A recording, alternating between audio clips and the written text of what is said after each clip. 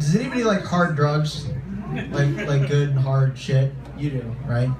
You gotta, cause I miss my friends, oxycodone and ketamine, horse tranquilizer, that's what that is. Percocet, ladies, you love that shit, right? No, she knows what I'm talking about. Like, remember, like when I saw Legally Blonde for the first time, that was when I was like, hey, I'm gonna try Percocet, and then my mom got cancer, and I was like, thank God for that, because I got my first Percocet, and she's in here somewhere wearing a wig, but she looks fine. She's amazing. She actually faked, here's the thing, she actually faked an orgasm to get me into this world, and I appreciate you for that, Mom. I really do. It's not Mother's Day, but you know, I do. I miss my drugs, and it's kind of weird because I went to Sonic for the first time in a year, and isn't there one like in a 1,000-mile radius somewhere in Anaheim, somewhere like that? But they're all over Texas, they're all over Oklahoma. You know, I just moved here from Austin.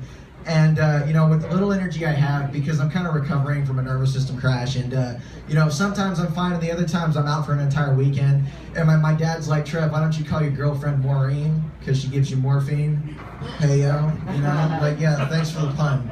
Like, we're not Mormons, but thank you. And, you know, he was right, and my mom was like, oh, you know, you gotta just sleep. You're recovering, you just gotta sleep, come up here.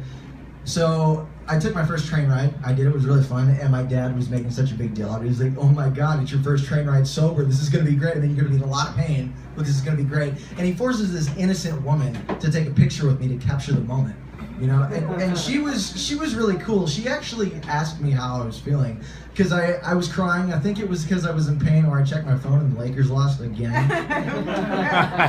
One of those two reasons. And she's like, are you okay? I go, yeah, I'm in pain, and I'm 22. I'm still a virgin. What do you think? She's like, oh, it's chronic pain, huh? You know, I actually fucked a guy with Down syndrome once.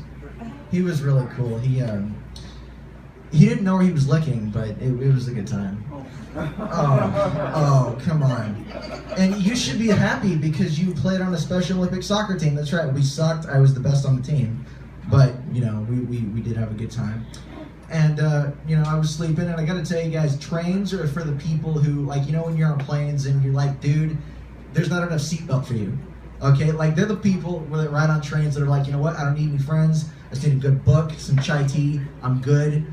And, you know, I got off the plane and the train and the automobiles. I love that Delonte West video, man. I'm a huge Jim Rome fan. And that's what happens. I space out. And, you know, I got off the train, and my mom was like, you know what? You need to sleep. And so I went home, and I slept for like 17 straight hours. Got up and watched those really, you know, stupid Christmas specials. Like those really, like they don't have the chick flick lighting, but it's really like everybody looks super white, you know? And they're really happy. And I watched this one with Candace Cameron in it. And she was like, oh, you know what? I'm going to go to this medical thing, and it's going to be great. And, you know, actually, I'm going to give up my dreams and live with a guy in a snow globe kind of town because his dad's Santa. And that's all I remember from my Thanksgiving, guys. That's all I have. I'm Trev.